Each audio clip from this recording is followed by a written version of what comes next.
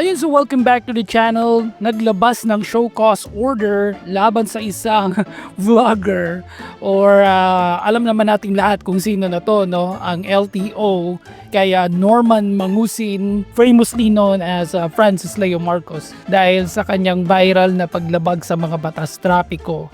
Nasuspend siya, no? At yung driver's license niya for 90 days. So nag-issue ang LTO ng show cause order laban sa kanya matapos ang kanyang rehistradong Ford Expedition ay na-capture, no? At kumalat sa social media ang video niya kung saan actually napanood ko to nagte-take siya ng videos niya habang nagsasalita siya sa isang kilala pang vlogger din na si Makagago.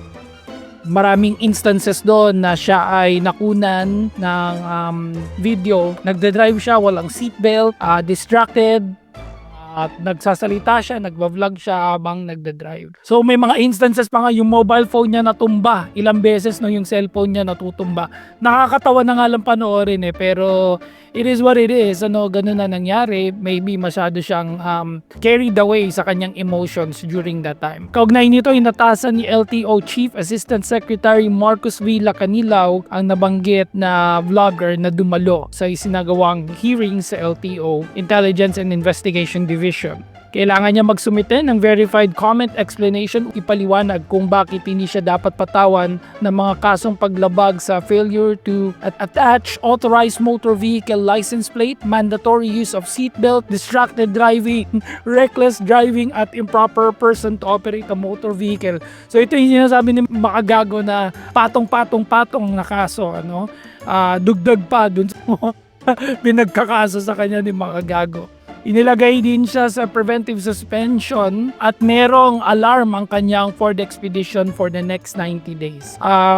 Kaugnay nito, nagbabala si Asek Lacanilao sa vlogger na kapag nabigong dumalo o magsumite ng komento, ito ay tinuturing na pagbaliwala sa kanyang karapatang may pagtanggol ng kanyang sarili. Magpapatuloy ang LTO sa pagresolba ng kaso batay sa mga dokumenteng meron ng ahensya. So ito lesson for everyone and reminder, hindi porket famous personality ka exempted ka na sa law. Apart from that, pagka nasa height ng emotions talaga, you have to always think twice. Pag-isipang mabuti yung mga gagawin. Lalo na naka-video ka, documented, pinublish mo pa sa social media. So wala kang takas, hindi mo pwedeng i-deny yan.